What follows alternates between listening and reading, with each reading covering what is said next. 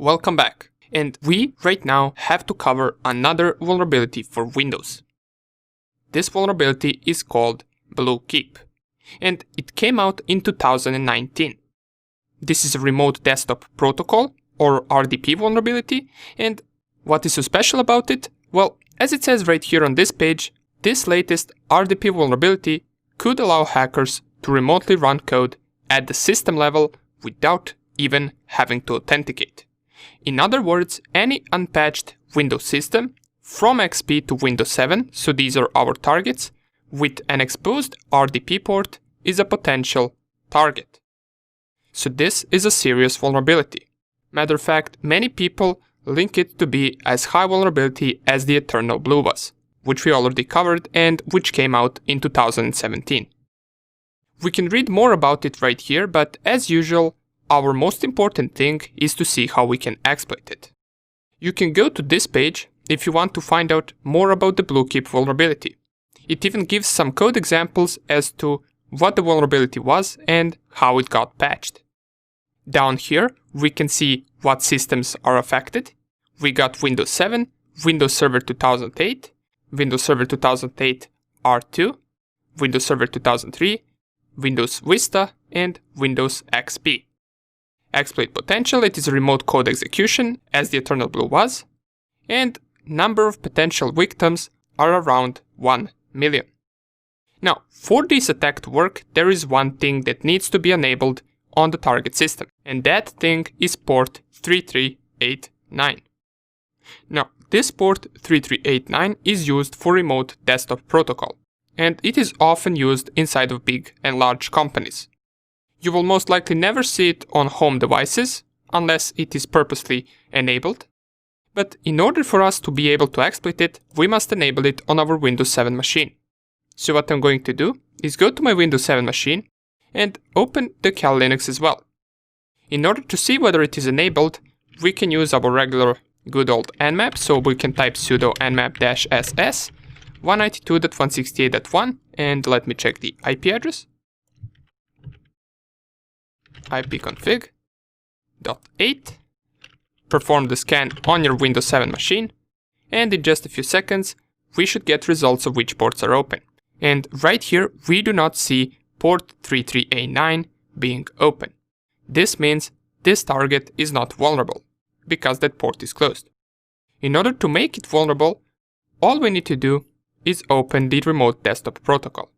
So go to the control panel, system and security, then under the system, on the side you will see this remote settings, click on it, and down here check allow connections from computers running any version of remote desktop. By default it should be don't allow connections to this computer. And as I already mentioned, many large companies have this enabled. We just click on apply, click on OK, we can close this, and if we run the scan once again, right now we will have 3389 port open. Let us see whether it is vulnerable or has it been patched. If I open MSF console, and the exploitation is similar as it was with the Eternal Blue. We got the auxiliary module that will tell us whether the target is vulnerable without exploiting it, and then we have an exploit that will gain access to the target and give us the interpreter shell. So what we can do is we can just type the vulnerability name, so search BlueKeep, press enter, and we will see two results right here. As I mentioned, the auxiliary module and the exploit. So let's go with the auxiliary module first. We copy its name, we use and then paste the name of the auxiliary module, clear the screen, show information. This module checks a range of hosts for the BlueKeep vulnerability by binding this channel outside of its normal slot and sending non-DOS packets which respond differently on patched and vulnerable hosts. So this is the way that it will figure out whether the target is vulnerable or not. Let's see what options we need to set. So show options, and there seems to be a few of them. We got the R port, which is 3389. This is something that we will not change. We got the R hosts, so let's set it to the IP address of the Windows 7 machine. We got these four options right here as well, but the only one that is required is this RDP client IP. And it says right here the client IPv4 address to report during connect. And this pretty much doesn't matter. It can be any IP address. For example, I will just leave it to be this one, even though this is an IP address that I do not have on my local network. But I will just leave it on this. And if I go right here and type run, it will tell me the target is vulnerable. The target attempted cleanup of the incorrectly bound MS-T120 channel. This means it is vulnerable. Let's use the exploit to gain access. So use exploit Windows RDP, and then let's check our possible options. We want to go with the CVE 2019 BlueKeep remote code execution. If I show info, down here it will tell you how exactly it exploits the target. And if I show our available options, so we got pretty much the same options as with the auxiliary module. We got the RDP client IP, which is this one, and we are not going to change it once again. These options are not required, so we're not going to specify them anyway. The R hosts we want to set to the IP address of Windows 7 machine. The R port is set correctly. The payload is set to Windows x64 Meterpreter reverse TCP, and this is also something that we do not want to change. Is this the only payload that will work? Well, most likely, since if I go to show targets, you will see that this exploit targets only 64-bit machines, so it will not be able to run on a 32-bit machine. So by this, it seems that 32-bit Windows 7 machines and Windows Servers 2008 are not vulnerable. Which we really don't care, because 99% of machines are 64-bit. And these targets right here is something that we must choose from. Now, this is for default and normal Windows machines. And right here we have targets for the virtual machines. And this is something that we must set. If we leave it on automatic, it should figure out on its own that we are running Windows 7 inside of a virtual box, and it will perform the exploit for the VirtualBox Windows 7 version. But if we, for example, set this one, the exploit should not work.